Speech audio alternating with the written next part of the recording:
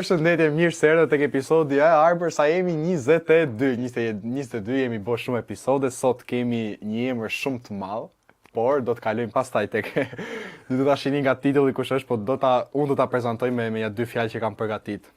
Për të. Fillimisht do të prezantoj sponsorin Taste Don't Waste. Dëgjoni emrin Taste Don't Waste. Pra, ushqimet që përgatiten nga çdo lloj restorante që është në platformë, i merrni me 50 deri në 70% ulje. Gjeni një sëri ushqimesh me një sëri zgjedhjesh dhe mundësi. Varet nga preferencat, kuptoni, keni tëmblat, kripura, gjelltore, mensa, më thet thash, i gjeni tek platforma Taste Don't Waste, gjeni dhe strishën aty poshtë, kur unë do të flas edhe kameramanin që e kam mjeshtër, Arbri do i rregullon me ato gjërat e veta. Sot kam të ftuar Amos Zaharin. Amos, unë të falenderoj që e pjesë e imja.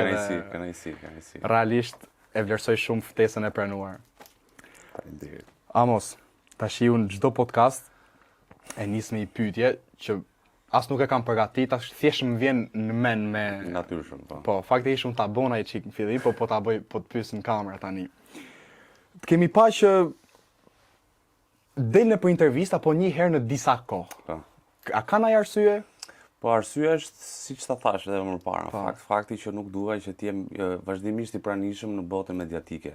Kjo për disa arsye. Njëra është sepse në fakt nuk është se i përkas totalisht botës medias. Unë jam aktor, i përkas teatrit, i përkas filmit, ajo është bota ime.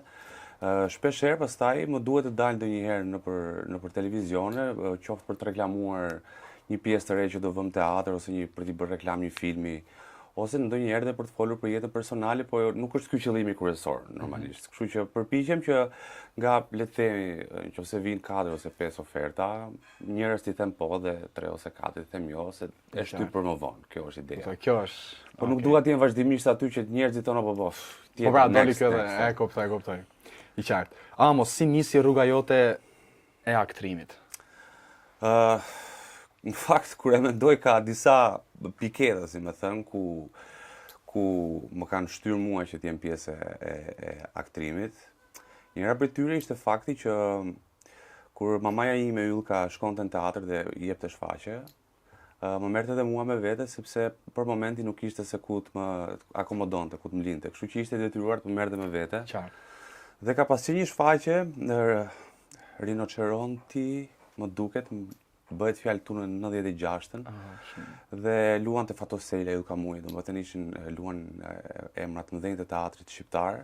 Dhe ishte një skenë ku Fatosela hante një pul në skenë.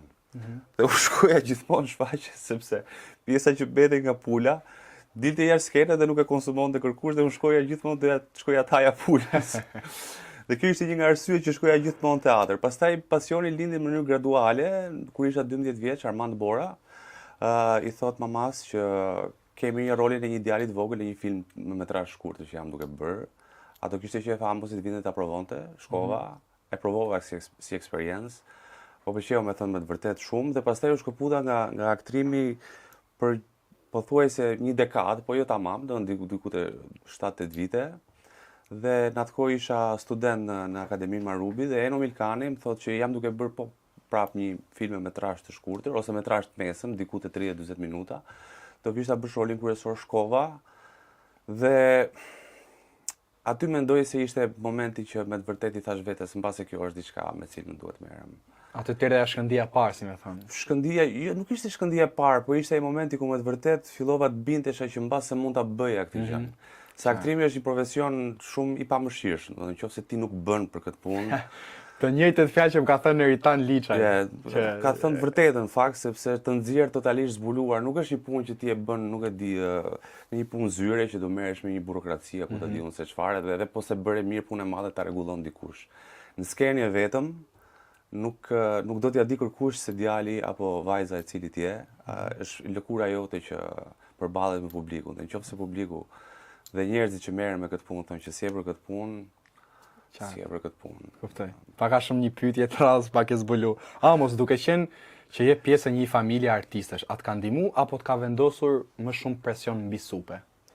Kam përshtypjen janë të dyja bashkë që vinë si paket në një farë mënyrë, domethënë aspekti që më ka ndihmuar është sepse jam ndier më shumë komod në botën e artit sepse kam qenë më i familiarizuar, si më thënë, e kupton, me idenë se si një aktor për shembull procedon me punën që bën përgjithësi, se shikoja mama që vinte nga provat dhe merri me tekstin, Elia gjithashtu është marrë. Kështu që në këtë aspekt ka qenë një lloj ndihme në një farë mënyre. Ana penalizuese është kjo, nëse mund ta quaj kështu, të paktën në fillimet e karrierës, është gjithmonë një lloj paragjykimi që ndodh me fili darte. Se thonë, ok, çfarë do bësh ti çuni filane, se kupton. Po, të kuptoj, qartë. Dhe ka një lloj paragjykimi dhe ndonjëherë kur kam qenë student në Akademi të Arteve, ndonjëherë më duhej të punoja 3 fish vetëm e vetëm që të shkoja në një mënyrë të barabartë me studentët e tjerë, sepse për ndryshe do konsiderohesh i paragjykuar në një farë mënyre. Në fillim ka vrarë pak, sepse mendoja që ishte e padrejtë, edhe në fakt ashtu ishte, sepse çdo njeri nis nga zero, sidomos kur vjen puna tek bota e artit. Megjithatë, siç ta thash, domethënë duke bërë një punë të mirë mbas një pune të mirë tjetër, fillon të krijon një emër për veten tënde, fillon krijon një identitet artistik për veten tënde, dhe pastaj vjen një pikë ku Po ndërton diçka si thosh. Ke fituar një lloj vetbesimi që thua pastaj edhe ndonjëherë edhe mendimi i njerëzve dashakeqës nuk të bën më përshtypje. Kuptoj. Cili është roli që ti e ke përjetuar më shumë pra gjatë aktrimit, një rol që ti ke thënë, wow. Me thënë të drejtën, është roli i fundit që kam bërë. I fundit? Po, kam bërë Hamletin me Teatrin Metropol. Edhe mund të thuash me bindje të plot që është roli mbase më sfiduesi i karrierës time dhe mbase edhe mund të jetë më sfiduesi edhe për rolet që do të vinë, sepse Hamleti është një pus aq i thellë sa që shumë aktorë janë zhytur dhe nuk kanë dalë më që andej.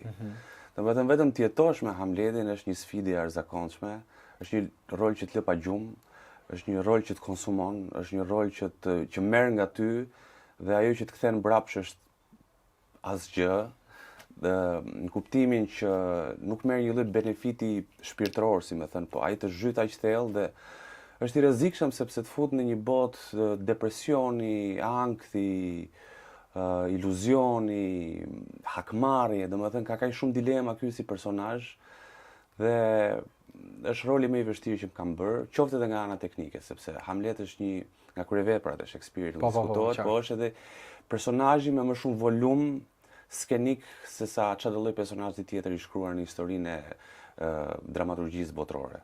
Domethënë ti je në skenë dhe të flasësh për 3 orë me monologje aq të gjata dhe aq të vështira, për mua ka qenë një sfidë e arzakonshme. Por besoj, sido që të jetë, që kemi bërë një punë të mirë, domethënë publiku e ka pritur jashtëzakonisht shumë mirë, dhe unë jam shumë i lumtur për këtë.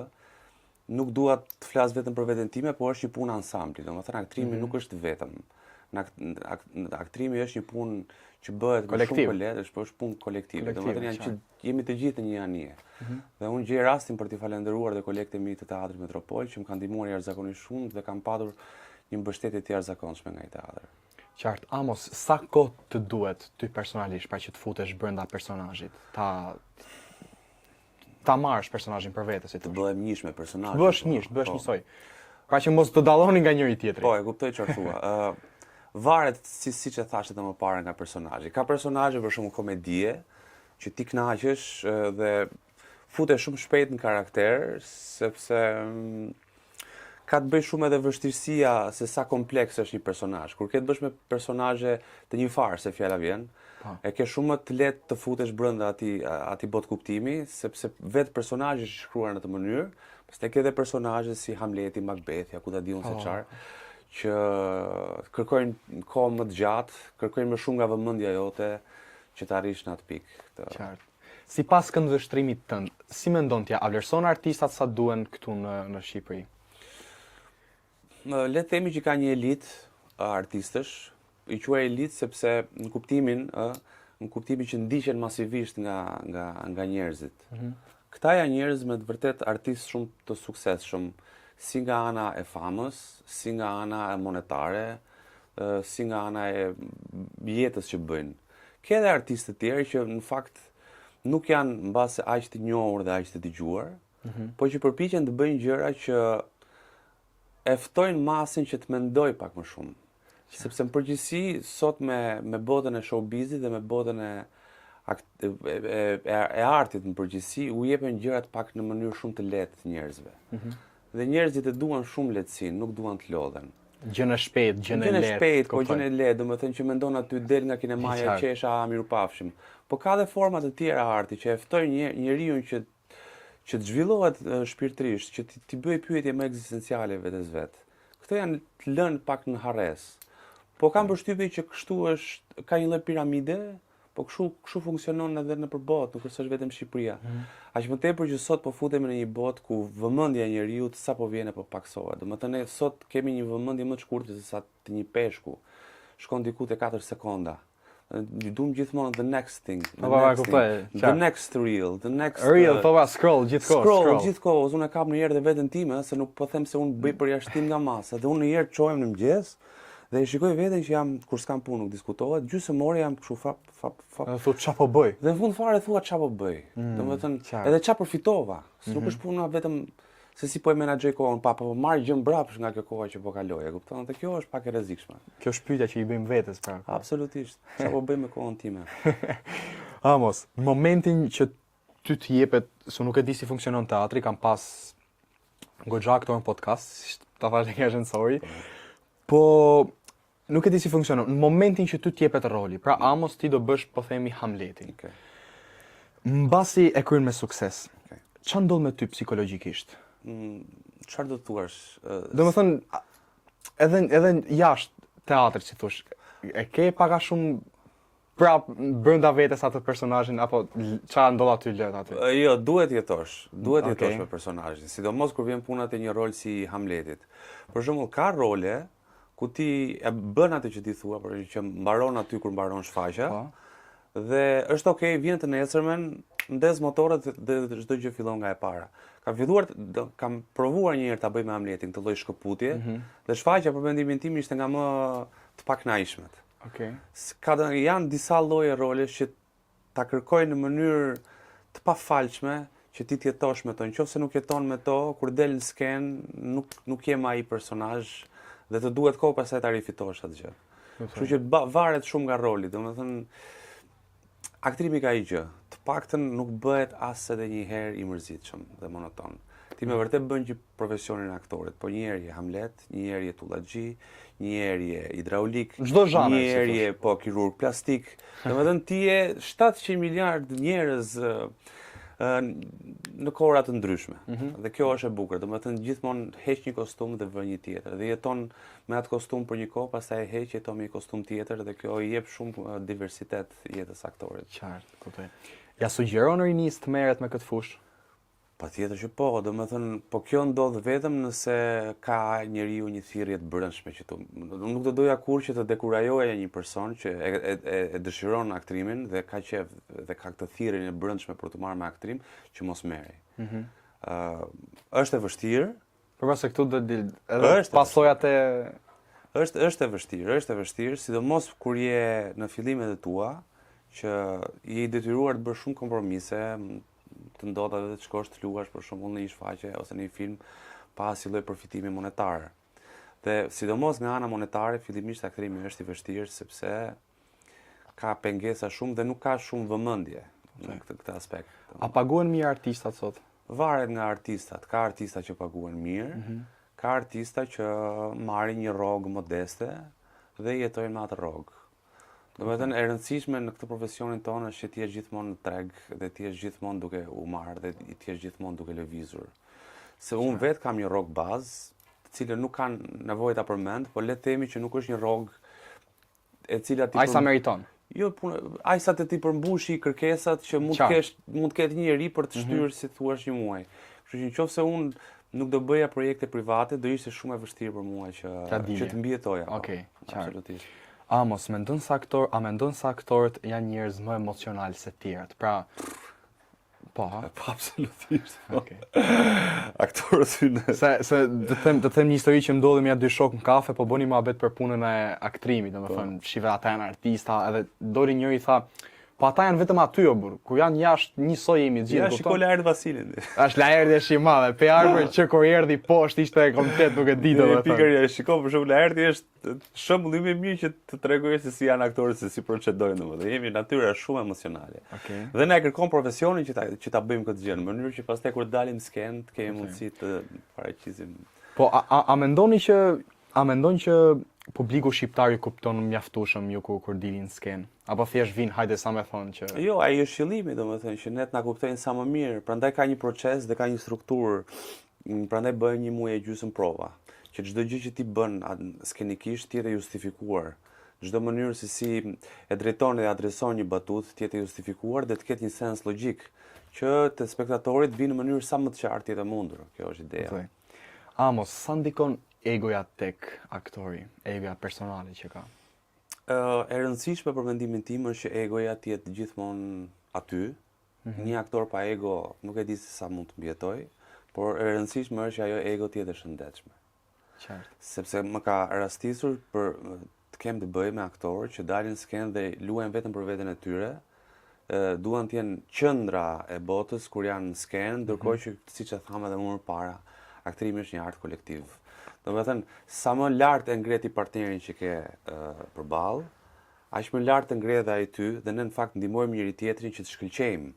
Në aktrim nuk ka do shkëlqej unë, ju të tjerët nuk llogariten. Po, është punë kolektive si thosh. Absolutisht. Dhe nëse nuk e merr parasysh dhe egon e tjetrit, bëhesh i rrezikshëm në aktrim. Sa përgjigje buj ishte kjo. Amos, të drejtën tash, a ke qenë ai herë në skenë? Po, jo, pyetja. Okej. Po, domethënë ishte e pa inskenuar, thjesht erdhi me qajt edhe ti. Po, patjetër. Klasik. E ke bë? Patjetër. Diskutohet, ndodh në dramë. Në fakt më ka ndodhur edhe në komedi, por më ka ndodhur aty ku nuk e prisja, po që ndonjëherë si thosh personazhi e merr kontrollin e gjithë qenies tënde dhe bën çfarë ti do qefi. Po të ndodh, më ka ndodhur. Se ai shpirti që futet brenda dhe të kontrollon edhe. I merr ai frerët edhe bën ç'të doj, po, më ka ndodhur. Kuptoj. Po na thotë në rast për shembull. Të Hamleti për shembull kam qarë pafundësisht, sepse është edhe është tragjedi, është drama ndaj këtej. Po që kam qarë ai shumë, saqë erdhi një pikë që u thava dhe edhe mbasi mbaronte shfaqja, isha komplet i ezauruar, nuk kisha më çfarë jepje nga vete ime. Se ishin 4 shfaqje në javë, 4 shfaqje në javë, Hamlet nga 3 orë për shfaqje, është torturë për një aktor. Po që më ka ndodhur, po, patjetër. Të kuptoj. Amos, kush është frika më e madhe një aktori që publiku nuk e kupton? Pra, ti po t'ja thosh publikut, e shef që ai nuk është të kupton aq mirë. Do thoja normalisht që frika e çdo aktorit do ishte që mos përmbushte parametrat për cilat e kanë marrë në punë për të bërë.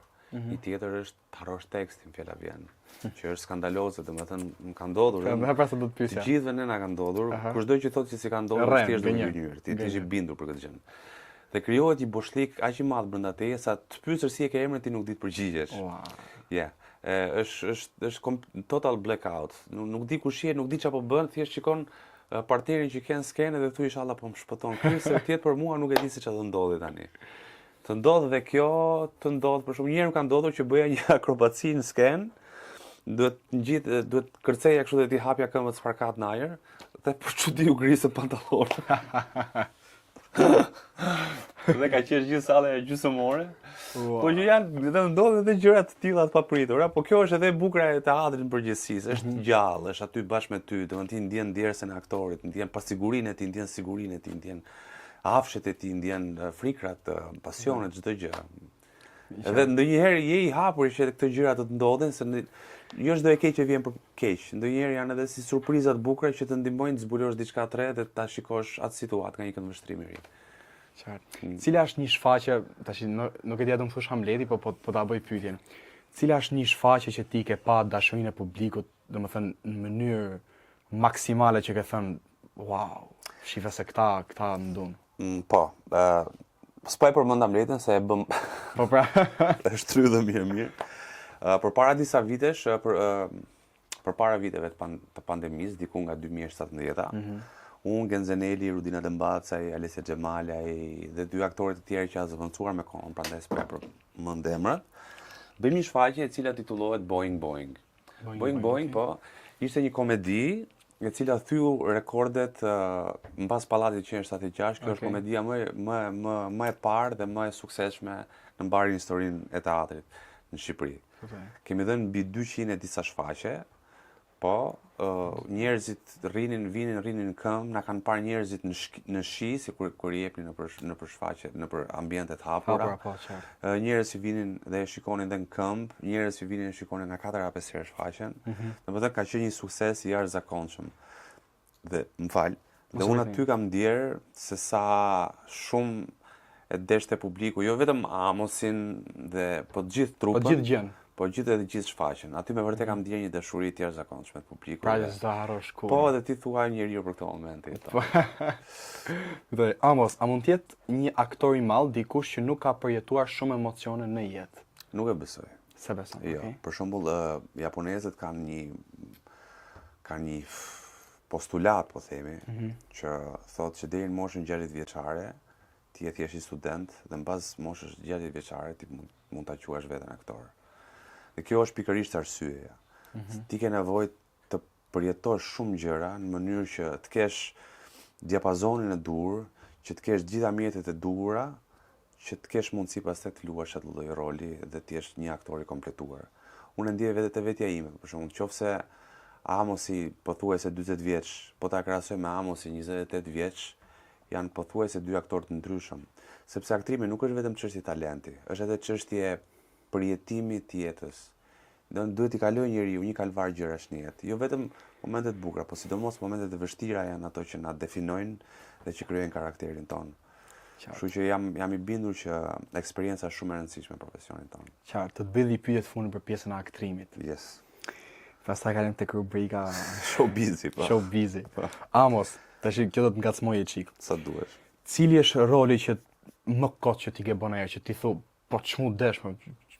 Domethënë ka thon, dhe pa themi ka thon vari lesh. E kuptoj çfarë thua. Çmu desh që e bona. E kuptoj çfarë thua. Fatmirësisht plak i kam dhënë vetes mundësi që mos ta përjetoj këtë gjë, sepse çdo rol që kam marrë përsipër ta bëj, e kam menduar gjatë e kam thënë ja vlen që ta bëj këtë gjë apo jo. Okej. Gjëja që mund të ketë ndodhur ka qenë kjo, që mund të kem bërë një kompromis për çështje monetare. Okej. Pra që roli nuk është se ka qenë shumë intrigues për mua, po kam thënë the money is good, why not? E ke parasysh se qartë. njeriu duhet të bëjë kompromise në këtë profesion. Nuk të doja ta përmendja emrin e rolit, sepse siç ta thash, është art kolektiv dhe disa njerëz do ofendohesh. Kështu që për respekt të tyre, okej. Po themi që s'flasin dot. Okej, qartë. Po ma përmendon do ma thosh më ka gjë. Amosi, para se të kalim tek rubrika Big Brother, doja të prezantoj edhe herë sponsorin Taste Don't Waste. Shkarkoni aplikacionin tek platforma, është platforma më e re në Tiranë dhe Amos ka një seri katalogu me lloj-lloj ushqimesh, është me 50 deri në 70% ulje. Super. Edhe në orën 6 deri në orën 10 të darkës i merrni pra ushqimet, përgatiten për t'i hedhur, nuk i hedhin, i shesin me gjysmë çmimi ose me 70% si duket, aq. Bravo. Amos, të pyes tani për Bigun. Yes. Mos e kanë kalu 3 vjet apo? Po bëhen nga 4. Po prap. Po i quhet si Bigu. Ke pas goxha pesh tek ai folim. Por ato pothuajse 2 muaj që ndenja po. Ke pas goxha pesh. Po kuptova. Amos, si e kujton sot eksperiencën tënde në Big Brother? Atëre, më kontakton asistentja Na trego dhe këtë, se edhe Gjibani na tregoi si, okay, ha. Po, asistentja e Arbanës dhe më thotë që kemi menduar për ty për të qenë pjesë e Big Brother, po. Këtu bëhet fjalë për Big Nishin. I thash, no, thank you. S'bëhet. Më kontaktojnë prap vitin e dytë dhe thonë, po hajde pse nuk e provon. Dhe fillova të intrigohesha, aq më tepër nga fakti që Bigu i parë në një farë mënyrë u prit mirë. Në sensin që unë nuk është se e ndoqja me thënë të drejtën, por nga çfarë dëgjoja lart e poshtë, kishte një lloj qasje pozitive për Big Brother. Dhe thash, okay, pse mos ta provoj një, çfarë do të thotë ti je i mbyllur me 40 njerëz të cilët nuk i njeh në një ambient që është 24 orë në 7 i survejuar nga kamera. Është eksperiencë shumë unike që nuk para të vjen, e kupton? Kjo është e para. E dyta ishte fakti që kisha parë një ëndër para disa kohësh, mbasi 1 ose 2 viteve, ku isha pjesë e formatit. Dhe më duk gati si një shenjë që do ta provosh këtë eksperiencë. Dhe thash, kjo ishte e dyta. Dhe thash, okay, u takova dhe me Arbanën, mi parashtroi gjitha qyshe tek, andaj këtej, dhe thash, okay, po e provoj. Dhe kjo ishte Kjo është arsyeja pse unë u futa në Big. Pastaj kur u futa aty brenda, presioni është i madh, sepse janë një sër faktorë që ndryshojnë kur futesh brenda në Big Brother. Për shembull, raporti im me gjumin u shkatrua totalisht. Okej, Sepse- u prish fare. U prish sepse ata kanë interes që njerëzit të rinë sa më gjatë zgjuar, që të kenë sa më shumë shikueshmëri. Kështu që dritat i flitin kadrës e në 5 të mëngjesit. E kam vënë këtë gjë. Kjo ishte e para. E dyta duhet flihen në një kazerëm të madhe me njerëz që as nuk dikush gërhiste këtej, dikush çohej, dikush bënte muhabet. Domethënë gjumi u shkatrua dhe nuk ishte gjë e mirë psikologjikisht, nuk është se e ka ndikim pozitiv, nuk Po flet në 5 e çonin në 2, kështu. Po domethënë një çrregullsi e madhe, humb sensin e orës, nuk di ku je, nuk di se çfarë dite je. Je gjithkohës me kamerat që ke përpara syve. Domethënë është një lloj presioni që nuk është e thjeshtë. Unë shikoj se si flitet për personazhet, qoftë edhe te Big Brother, qoftë edhe te Ferma VIP, që gjykohen shumë kollaj, po të provosh të futesh në lëkurën e dikujt që është brenda në këto formate, ti je i bindur që nuk është më aq kollaj për të gjykuar, se fillon e kupton se në çfarë kalvari janë duke kaluar. Amos, se nuk të ke Bigu, i kam një çik pyetje kështu që të ngacmojmë pak. Cili ka qenë momenti jot më i sikletshëm te Bigu që ti the, pa ça momenti, inshallah kalon sa më shpejt se shumë siklet.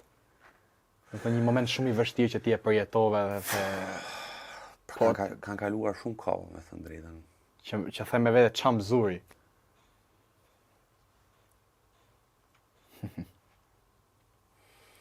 Ka qenë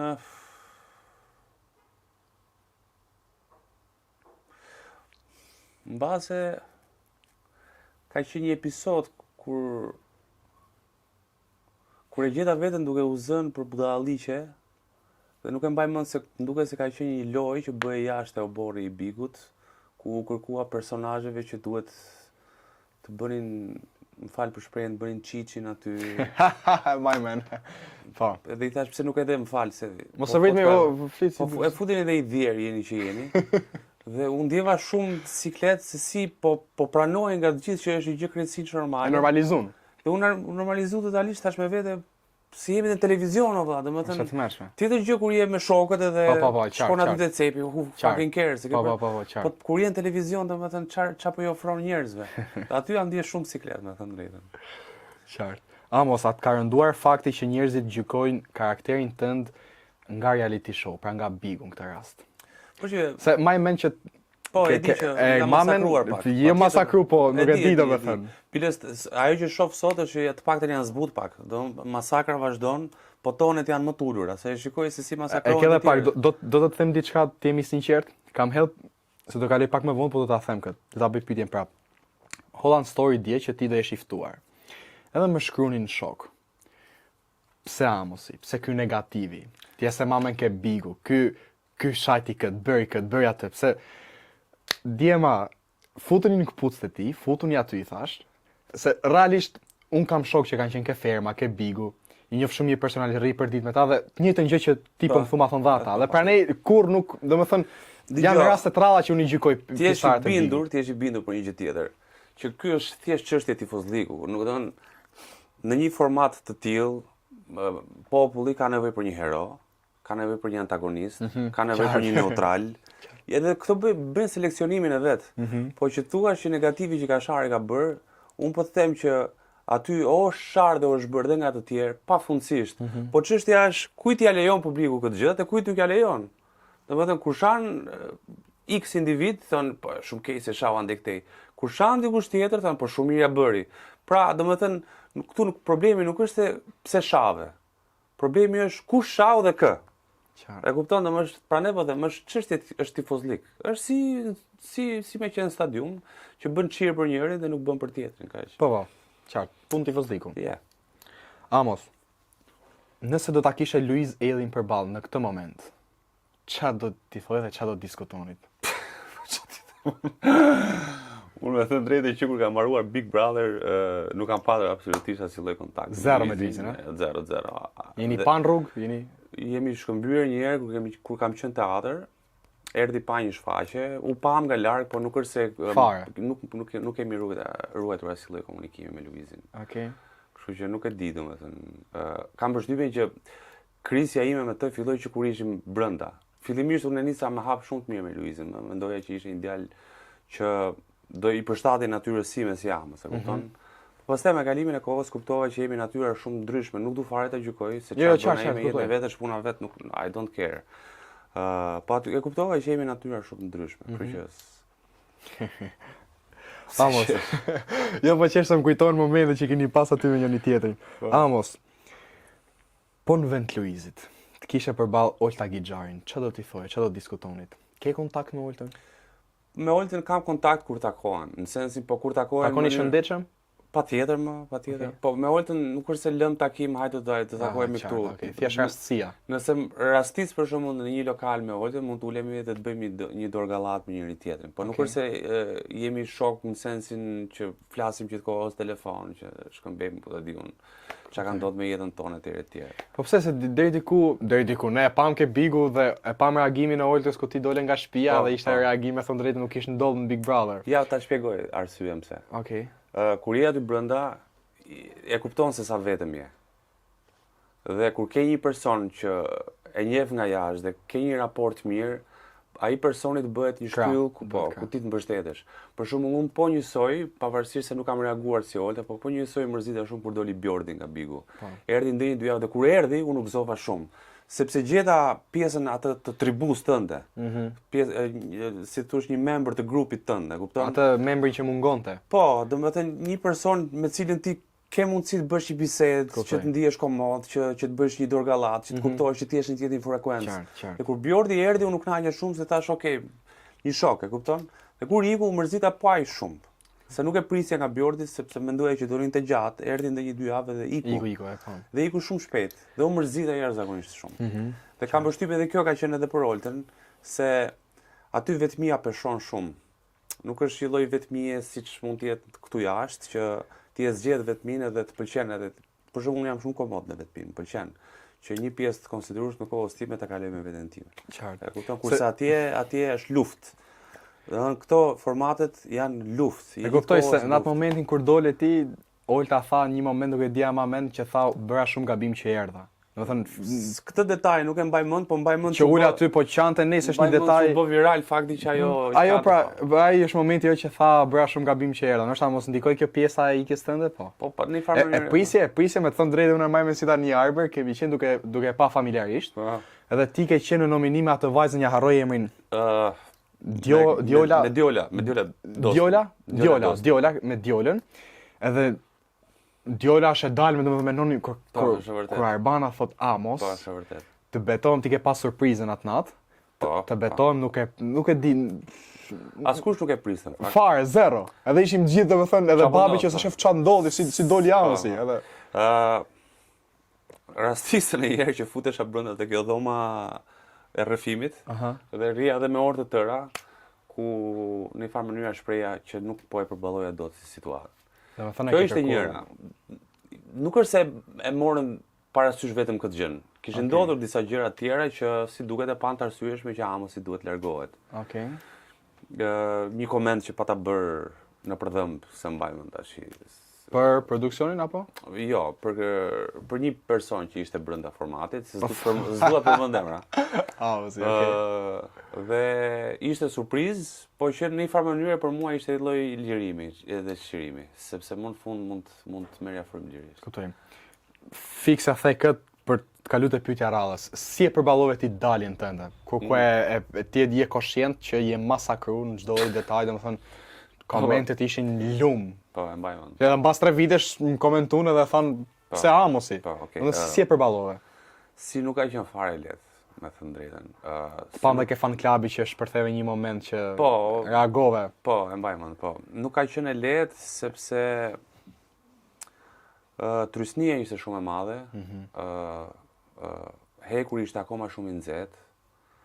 Dhe po e shikoja që po gjykohesha për një gjë që në fakt kur isha aty brenda them me vete këto janë budalliqe, domethënë nuk e mendoja kurrë që mund të merreshin në mënyrë kaq serioze. Okej. Ka qenë një periudhë diku deri te 6 muaj që nuk ka qenë fare lehtë.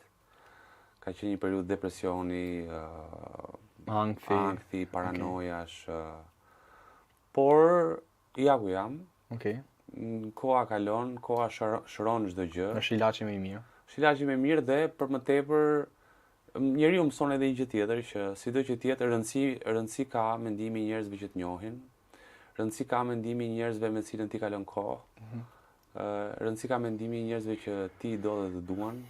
Se fundja fare me këta njerëz ti e kalon kohën tënde dhe kjo është jeta jote në një farë mënyrë. Qartë. Kështu që unë ambientin tim si në familje, si në miqësi, si në punë, raportet e mia me këtë lloj njerëzish janë të shkëlqyera. Dhe për mua kjo ka rëndësi. Qartë. Amos, me kë ke kontakt dhe me kë nuk ke fare?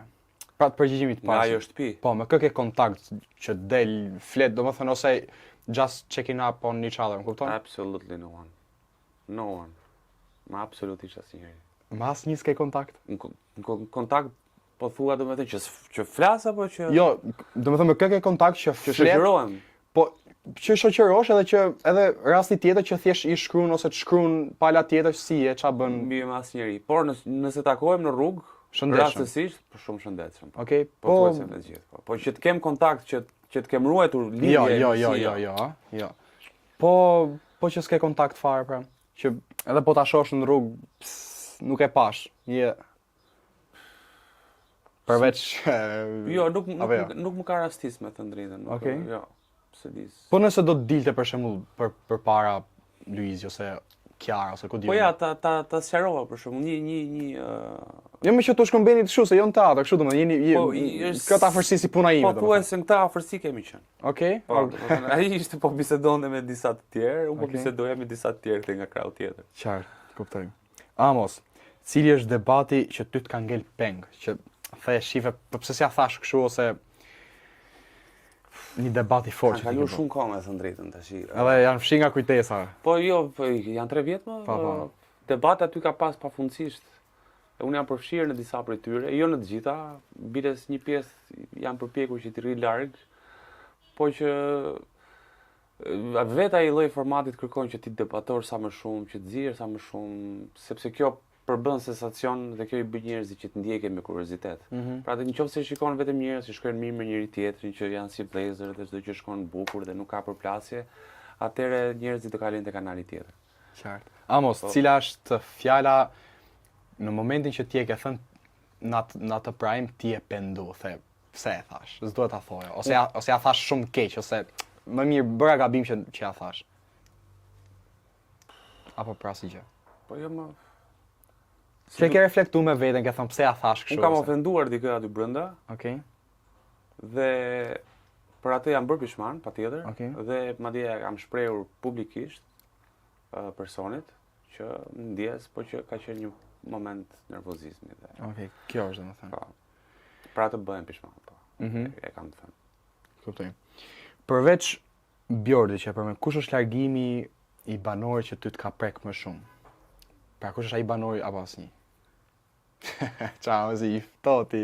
Jo, mos s'është punë e thotë, po unë nuk kam ndjekur kur kështu formate televizive. Dhe në fakt që t'rregoj me sinqert në ty, mbaroi Bigu dhe unë as po thuaj se nuk e kam ndjekur fare. Do të si ke ndjek fare edicionet As e tjera? Bigun tim, jo.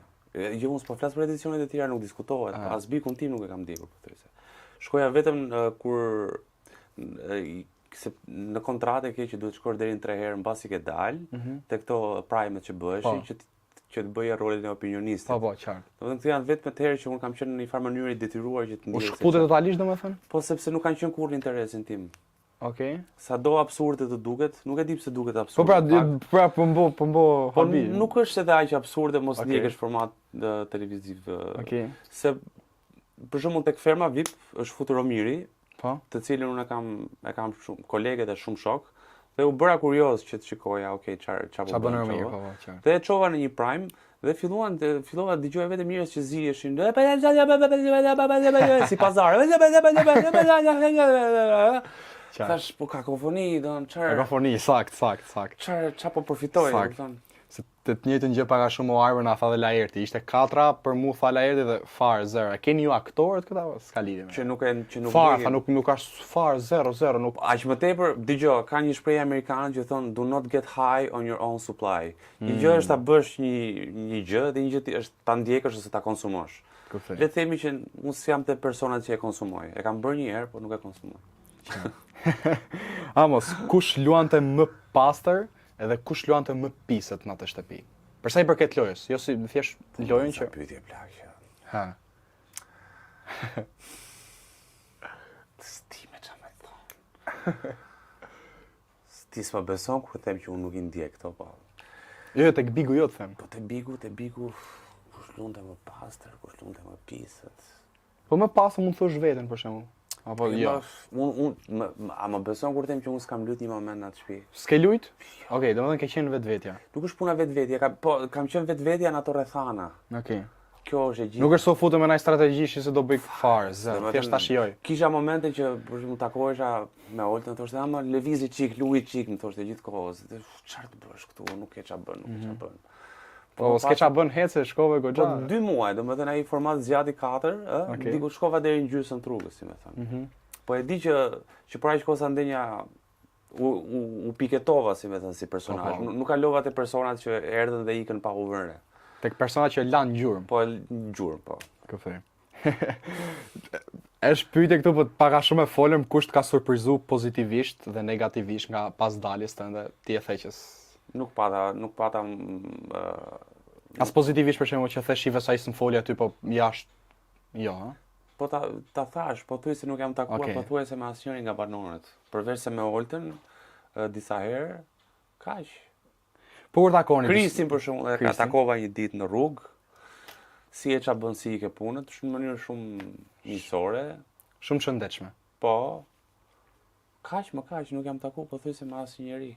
Qartë. E di si është puna thonë që për shembull universin ndonjëherë edhe sikur të jetosh në të njëjtin qytet me disa njerëz, nuk takohesh, nuk puqesh kurrë me atë sepse you are not meant to. E kupton? Po, bukur. Kuptoj. Amos, a mendon se Big Brother ndryshoi mënyrën se si njerëzit të shohin sot? E mendoja dikur, tani jo më. Po gjëja do shkojë gjithmonë në vendin e vet, herët apo domethënë gjëja do shkojë në vendin e vet. Qartë. Siç e diskutuam më parë, kam hedhën story edhe kanë ardhur pyetje. Janë pyetjet e tuaja që ja vesh tjerë.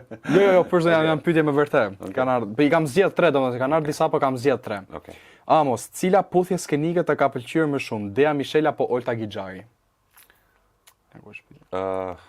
Me Olta Gixharin puthjen skenike unë e kam patur në fakt në një film që quhej një serial televiziv, miniseries Millennium me regji të Besnik Bishës, ku mund të them që si puthje është profesionale në një farë mënyrë, kështu që ti je gjithmonë brenda rolit të profesionit. Me Dean pak a shumë ndodhi e njëjta gjë, sepse ishte një detyrë që na ishte kërkuar. Po. Me sa mbaj mend ishte edhe koha ku Dea rrezikoi për të dalë, kështu që një gjë e tillë duhej për të jetë pak piper, si më thënë. Po keni pas nga këto indikacionet aty ke dhoma, domethënë që i thonin Amos shife ti me Dean bëni këtë se do qëndroni se ku diun. Nëse është bër, po them që nuk lejohen të bëhen të tilla gjëra në tilla formate, sepse i bie të shkelen rregullat. Kështu që në rastin tim jo. Që të heqim spekulime se shqiptarët gjithmonë thonë i manipulojnë votat, produksioni, më thet thash dhoma rrëfimit. Dgjoj, e vërteta me formate të tilla është domethënë vetë emri ty ta thotë se çfarë është duke ndodhur. Big Brother nuk është një zotëri atje që shikon ka 10 monitora dhe thotë kështu. Big Brother janë shqiptarët. Shqiptarët janë Big Brotheri. Dhe formati ndjek çfarë thuhet nëpër komente, si reagon populli dhe i merr indicjet nga populli dhe nëpërmjet asaj krijon edhe formatit të favorizuarit e vet, antagonistët e vet etj kështu me radhë. Big Brother është shqiptari i mesëm përpara televizorit. Ai është Big Brotheri. Mos kujtoni se ka një person që vendos me këto monitorët kështu dhe thotë kjo bëhet kështu, kjo bëhet ashtu, ky do shkoj këtej, ky do shkoj andej. Shqiptari është Big Brother. Sa përgjigje bukur. Amos, a do të kemi mundësinë të shohim përsëri ajkën e aktorëve sërish së bashku siç tek Skanderbeg? Tek Skanderbeg të pëthua tek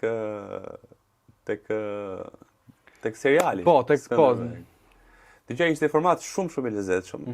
I shkruar nga Kolo Cukali me regji të Adam Bray, regjizori ishte amerikan. Dhe historia ishte shumë e lezetshme në fakt. Personazhet që krijuam ishin shumë interesant, por nuk e di për çfarë arsye nuk pati mundësi të krijoni një sezon të dytë për Skanderbeg. Me shumë kënaqësi do doja që të ndodhte. Do ta mirëprisja po. Qartë. Amos, pyetja fundit nga publiku do kalim tek loja që unë bëjmë me çdo personazh.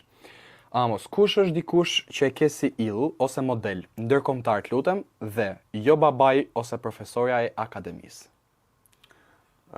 Përveç tyre, domethënë thotë Figura ndërkombëtare të çdo lloj dimensioni apo jo, në aktrim? Të aktrimit. Për mua aktori që më intrigon më shumë është Joaquin Phoenix.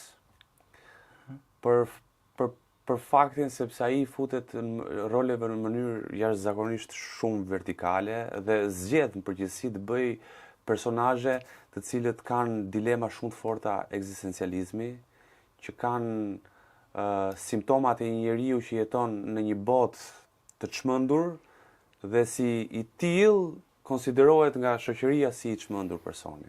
Okay. Domethënë, janë role që mua personalisht do më intrigonin shumë që t'i luaja vetë. So, Joaquini, jo vetëm për talentin dhe për mënyrën se si i zgjidh role, mënyrën se si i luan role, po edhe për faktin që zgjedh ato role që zgjedh. Për këtë më pëlqen Joaquini më shumë. Qartë, Amos. Erdhëm tek pjesa e lojës. Okej. Loja që të kam përgatit është, unë do të përmend emrin e personazhit, ti do m'japësh notën nga 1-10 pra vlerësimi jot për ta. Edhe çfarë mendimi ke një fjalë i bukur i sjellshëm. Po vlerësimi bëhet në bazë të paraqitjes apo të karakterit? Jo, të karakterit. Të karakterit, okay. Si person. Si person, okay. Qartë. Maestro. 8. Edhe i fjalë për maestron? I papar. I papar, of course. Chris Dragot. 8. Okay. Cool. Luiz Zelli. 8. 8 dhe Luizi, okay. Një fjalë për Luizin? Popullor. Popullor. Dea Michel. 7. Mbase overrated pak. Overrated. Tea Trifoni. 5. Lost. Chiara Tito. 5. Overrated. Overrated. Olta Gjixhari. 7. 7. Cool, po edhe Olta sikur nuk është më, nuk e di se ku ka shkuar. Paka shumë Lost apo? Jo, nuk po them Lost, s'po gjen veten. Duke karikuar bateritë. Okej, qartë. Efi. 4. 4. Po, not my type. Qa mos ishi mal. Jul Deda. I këndshëm. 8-9. Okej. Romeo Veshaj. 8. Cool. Rozana Radi. 9. E njoh Rozanën shu edhe e kam gjanë. Okej. Laert Vasili. I çmendur. Në për Laert dhe tush e çmendur është pak. 9. Okej. Gert Ferra. 8. Gerti është super cool. Okej. Egla Ceno. 8. Psikopate, po në kuptimin e mirë të fjalës. E mirë. Edhe emri i fundit nuk e di sa do përgjigjesh, Amos Zaharia. 7-6 maksimum. Pse? Nuk përshtatem kollaj. Okej, kjo është. Okej. Amos, unë të falenderoj që ishe pjesë e imja sot. Faleminderit. A kena gjë të fundit për të thënë para se unë të prezantoj sponsorin edhe apo? Doja vetëm të uroj sukses, se e di që i akoma në hapat e para dhe mos u dorëzo asnjëherë se sa më të vështira të jenë pengesat, në fund fare aq më i bukur dihet edhe më shpërblimi. Amos, unë të falenderoj. Miq, sot kisha nderin dhe kënaqësinë më të kisha Amos Zaharin tek podcasti im. Do të prezantoj sponsorin sepse na e kërkon politika e podcastit. Taste Don't Waste. Futuni tek aplikacioni dhe gjeni një sëri ushqimesh, e keni katalogun aty, zgjidhni ndash shkripura, ndash tëmbla, ndash gjelltore, është në dorën tuaj. Nga ora 6 fillojnë update-imet edhe mos harroni 50 deri në 70% ulje. Ka kleçkën që ju përsëris, nuk ka transport. Është vetëm pick up order. E porosisni dhe shkoni e merrni tek restoranti përkatës. Amos, unë të falenderoj edhe një herë. Deri tek episodi 23 e Arbër. Deri atëherë, mirë takofshim. See you when I see you. Okay.